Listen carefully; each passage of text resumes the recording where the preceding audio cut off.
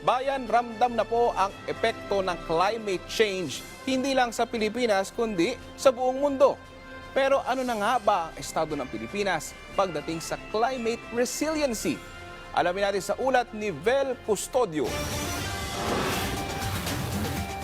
Patuloy ang mga programa ng pamahalaan sa ilalim ng administrasyon ni Pangulong Ferdinand R. Marcos Jr. para sa climate resiliency ng mga pananim.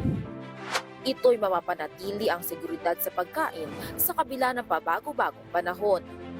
Isa na rito ang pagbabago ng cropping calendar o climate smart agriculture na nagpaparami ng cropping intensity.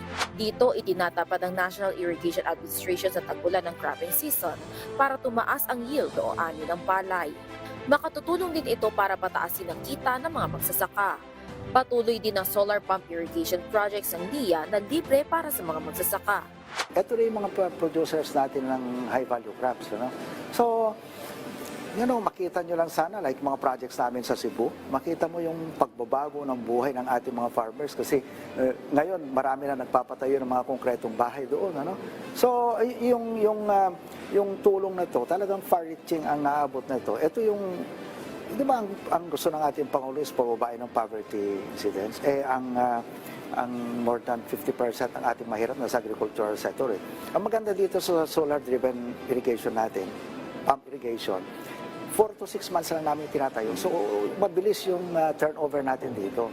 Nagtutulungan naman ng NIA at DPWH para sa pagpapaganda ng sistema sa flood control sa mga dams, lalo na ngayong panahon ng tag-ulan.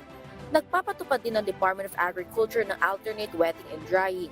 Pinopromote din natin through technical expertise galing sa World Bank, sa ADB, yung ibang proven technology kagaya ng alternate wetting and drying to minimize yung requirements sa tubig, yung flood-resistant, drought-resistant varieties. Simula 2022 hanggang mid-2025, may kabuuang 11.7 million farmers na ang nakinabang sa insurance na may katumbas sa 390 billion pesos insurance coverage. It involves almost 5 million hectares sa rice, 1.63 million hectares sa corn, almost 6 million heads ng poultry and livestock. Sa high value is almost 1.65 million. So in terms of policies, nasa more than 13,000 policies yung naibigay nila. So ganito kalaki na yung na-cover ng insurance. Patuloy ang pagpapalawak ng DA sa source of insurance para sa mga lokal na magsasaka. Ayon sa kagawaran, target pa nilang isama ang pribadong sektor bilang source of insurance sa 2026.